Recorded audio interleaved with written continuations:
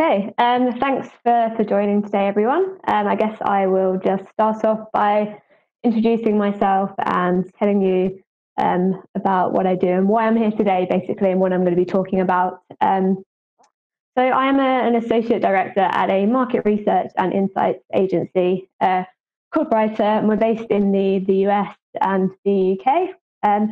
We specialize in gaming research, so that means we work with a lot of clients across the sector, from mobile, console, PC, VR, helping with a range of projects such as from new game development to understanding players, potential audiences, marketing strategies, that kind of thing. But alongside that, we also run something annually that we call our Female Gamers Survey, which is what I'm going to be talking to you about today. So it kind of started off a few years ago. Obviously, a lot of us at Bryter are kind of quite keen on gaming, so it's just out of personal interest, something that we wanted to kind of learn more about female gamers and their experiences, but also just something that is, I think, just very relevant and important. Obviously, when you think about years ago, the typical profile of a gamer would be predominantly male. Thinking back to research that was done years ago across the sector, the recruitment was largely based on males. But we've seen now that when we look at the overall gaming population, it is more or less a 50-50 split between female and male. So something we wanted to learn more about. Let me just put this onto presenting mode. There we go. So yeah, a little bit more about the history of the survey. So we started in 2018, just talking to a sample of gamers in the UK, so female gamers. We then decided to repeat the study in 2019, but expanding it to US female gamers, obviously being a very key market across the sector. And then this year we decided to expand further and talk to a range of gamers, so predominantly so we could compare experiences and behaviours between male and female gamers. So in order to qualify for the survey, respondents had to be at least 16 years of age and play on PC or console at least monthly. So we weren't targeting those who only played on mobile, but the vast majority, I think around about 90%, also play on mobile as well. So we looked at kind of general game behaviours and attitudes, but also esports and streaming behaviours, attitudes towards the industry, and then something that we are going to kind of focus on a bit more today is toxicity in gaming and the experiences between males and females on that subject. So before we get into the kind of toxicity topic, just want to briefly go over some of the kind of general behaviours and differences between males and females. So I won't spend too much time on this. As you can see, in terms of demographics, there aren't too many differences between males and females. On the right-hand side, though, we start to see some differences in the way that they game. So males, being in the dark blue there, more likely to be playing on PlayStation or PC, whereas females are more likely to be playing on Nintendo, and that is predominantly Nintendo Switch. We've seen in a lot of other pieces of research that we've done face-to-face as well. A lot of female gamers almost coming back into gaming again with the Switch, being able to play those games from their childhood as well. And also relating to what we see at the bottom there, playing with their partners as well. Females are a lot more likely to be gaming with their partners, and also with their kids as well, something that we hear quite a lot. A lot of parents seeing it as a really nice way to spend more time with their kids. Males, on the other hand, they're more likely to be playing online, either with friends or random opponents. And we'll come back to that a little bit later on. But just one more thing to note is the amount of time that they play per week on average. So you'll see there's quite a big difference there between males and females. So females playing just over 8 hours a week, males playing 12. So It is quite a big difference, but still a significant amount of time, I would say. It's very rare that I manage to fit in 8 hours of gaming a week. So still quite engaged, regular gamers that we're talking to here. So a little bit more on that. In terms of the way they play then, as we saw, males are more likely to be playing online, either with friends or random opponents, whereas females are a lot more likely to say that they only play alone offline. So that's 1 in 3 there, 32%. And as we go through this deck today, we'll start to kind of unpick some of the reasons why this might be happening. Also, in terms of how they identify as a gamer, I think in general it's something that people are a little bit reluctant to kind of label themselves as. I am a gamer. I think a lot of people feel that is quite, it means a lot to live up to. I am a serious gamer. But females are a lot more reluctant to call themselves a proper gamer. So we have 1 in 3 there saying that they wouldn't call themselves a gamer, despite playing 8 hours on average a week, which is a considerable amount.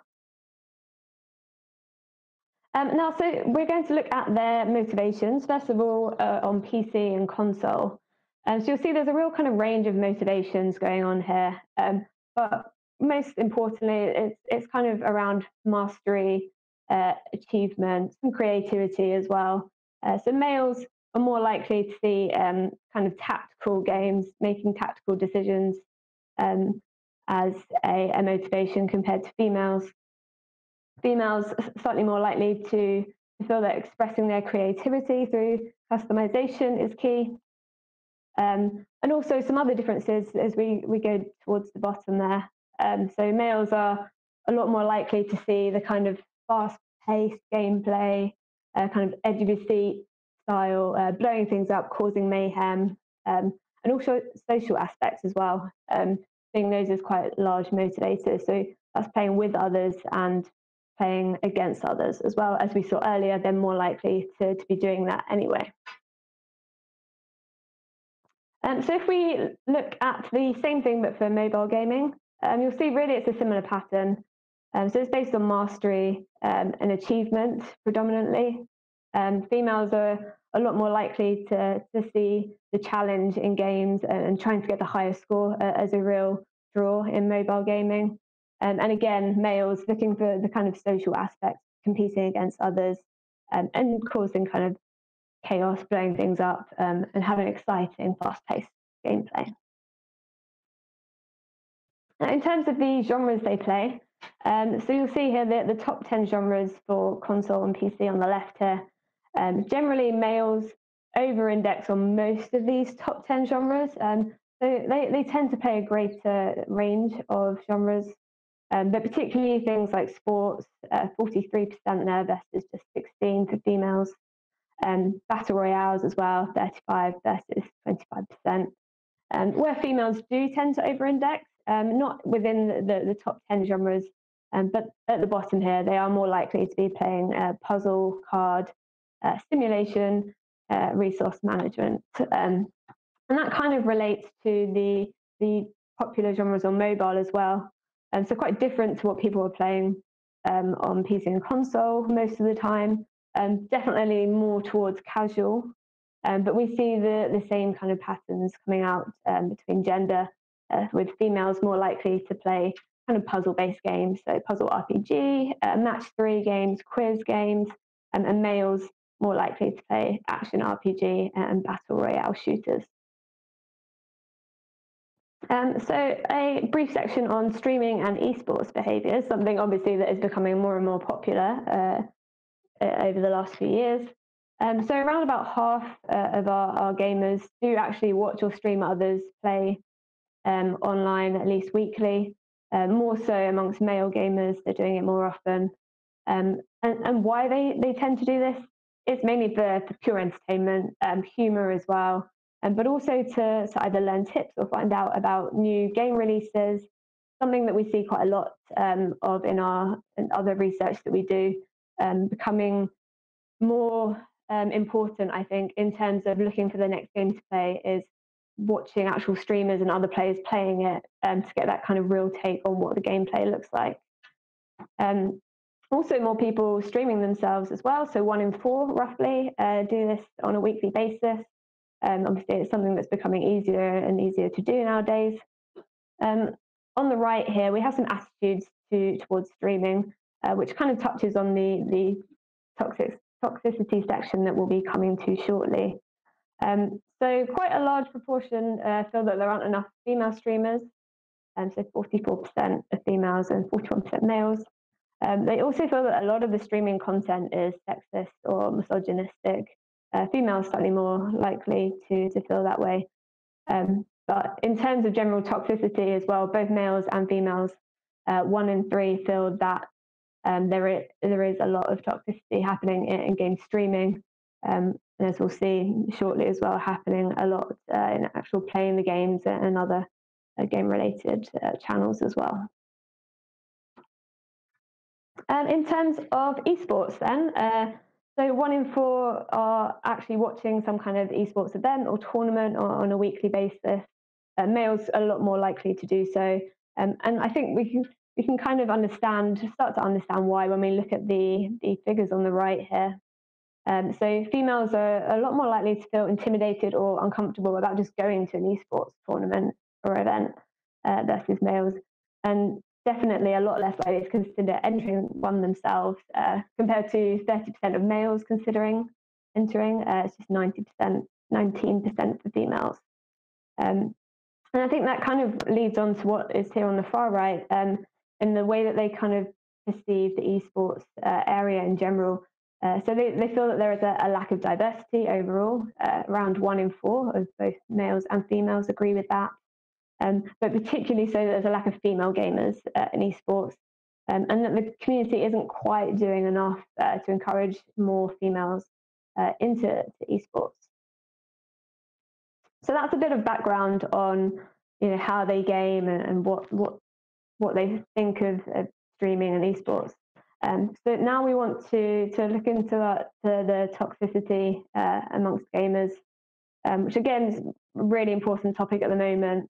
In these strange kind of COVID times of 2020, I think obviously a lot more people are looking online to kind of socialize and engage with other people. But unfortunately, there's still also a lot of toxicity happening. So first of all, this is just looking at who has ever experienced any kind of abuse or harassment from other gamers. And I was actually quite surprised by this when I first saw the figures. I initially thought, oh, surely the figure will be much higher amongst female gamers than male. But as you can see here, it's fairly similar, 58% and 62%. And in fact, 1 in 4, for 1 in 4, it's happening quite regularly as well, either very or quite regularly. But as we go through the next few slides, we'll start to understand how the actual experience differs between male and female gamers. So for both, really, it's happening when they're playing online, but also in online forums and discussions, particularly more so for females. Also playing with their friends offline, perhaps need to consider whether their friends are really good friends. But again, I think that comes down to what they kind of classify as the kind of abuse and harassment there. So on the next slide, looking at the different types of experiences they have, and this is where we start to really see the differences coming out. So on the top here, you'll see that males are a lot more likely to experience verbal abuse when they're playing online multiplayers, and also negative actions of gameplay when they're playing as well. Whereas females along the bottom here are a lot more likely to be excluded from participation in games just because of their gender, and also being sent inappropriate content and experiencing sexual harassment from male gamers as well. On the bottom right here, in comparison to the other kind of examples on here, it is low, but still almost 1 in 10 experiencing threats of rape, which is still obviously too high. So as part of the survey, we actually asked respondents if they could give us any examples of the type of toxicity that they had experienced in gaming. And what we would tend to do is kind of show some examples and some quotes from the responses that we got. But they were the language was too bad. They're quite graphic and violent kind of threats sometimes, so we're not able to show it today. But we've tried to kind of summarize the kind of the themes that are coming out. So you'll see quite a clear difference between males and females when we're looking through all of the data. Males quite often mention kind of general abusive language, obviously not very nice, but kind of things relating to their skills. So you're really rubbish at this, go away. Obviously not said that politely.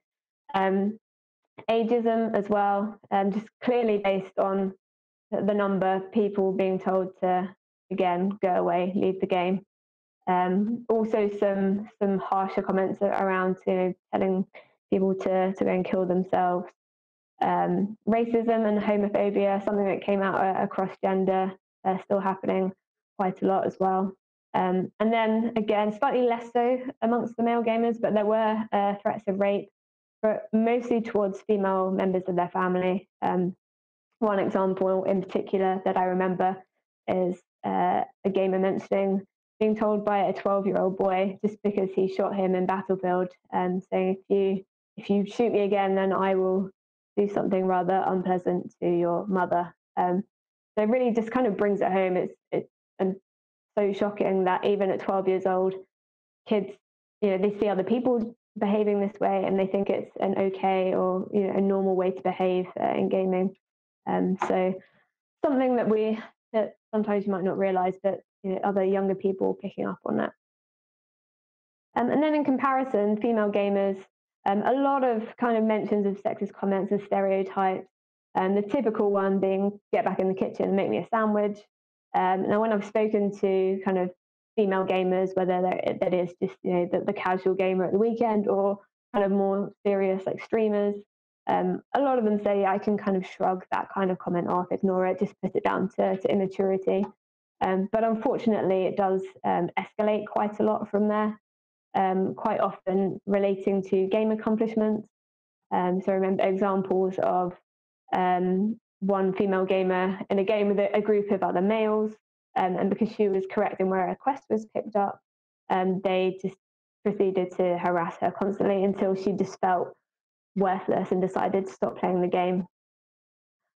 Also some pretty graphic and violent threats of rape as well, quite a common occurrence in the examples we were going through, being sent inappropriate content as well. And also quite worryingly, it often doesn't just contain itself within that game and that moment. Even when people do decide to give up and stop playing the game, they are sometimes kind of stalked outside of that, either through being banned on social media and harassed there, or even more worryingly, sometimes being stalked at home. So in terms of the impact that this is having, as I've said already, a lot of people, they are put off playing the game again, particularly more so for females. So 1 in 4, it makes them feel like they just don't want to play again. Generally, thinking about playing online multiplayers, around half of people say that they feel like they'd have to practice before even joining. I definitely sit in that camp.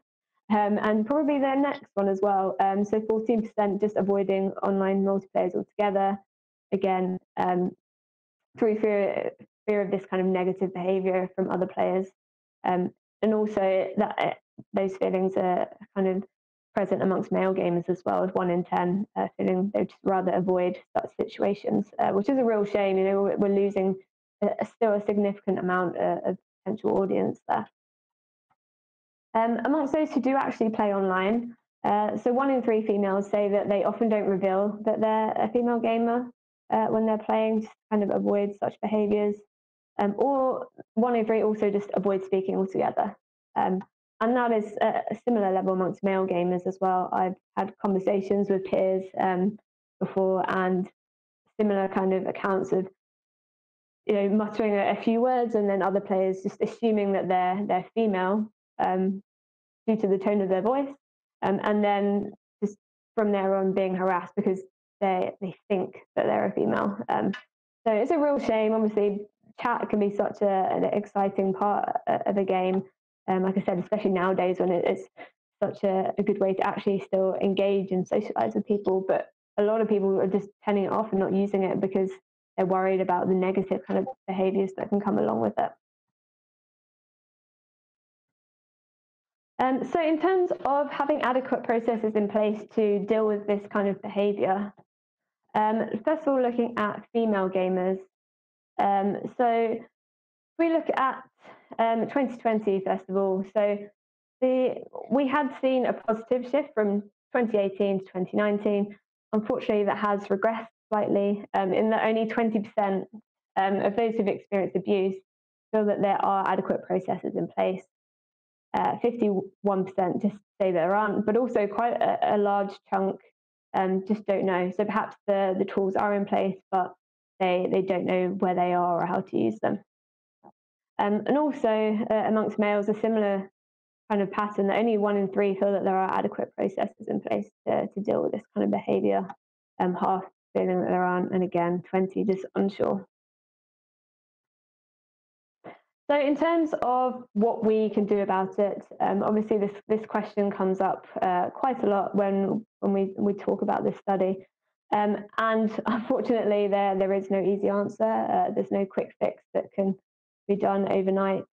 It's a long-term goal, a kind of real cultural shift that will start at education, starting in schools, educating kids about what is acceptable and unacceptable behavior. Relating to that as well, also providing resources for parents and teachers, letting them know what kind of things might happen and how to deal with them, supporting them through that, reforming the so-called abusers as well, so that it's not just a case of banning them, but actually helping them helping them to understand why they were banned and why that kind of behavior isn't acceptable.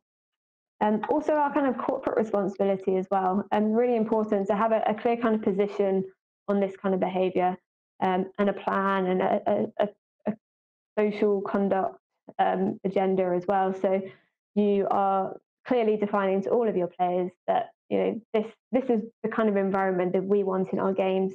This is what is unacceptable. This is what is acceptable. We encourage.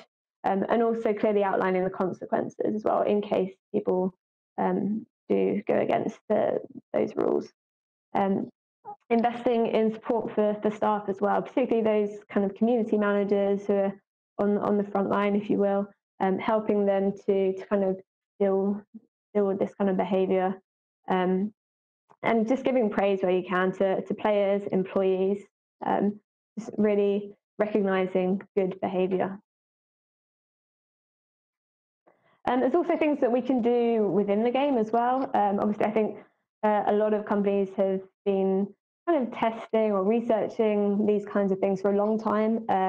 And again, I think it comes down to a kind of combination of things, using different approaches, such as rewards for positivity, just encouraging positivity, for example, in the loading screens before games, making sure that you're kind of encouraging positive behavior rather than the negative.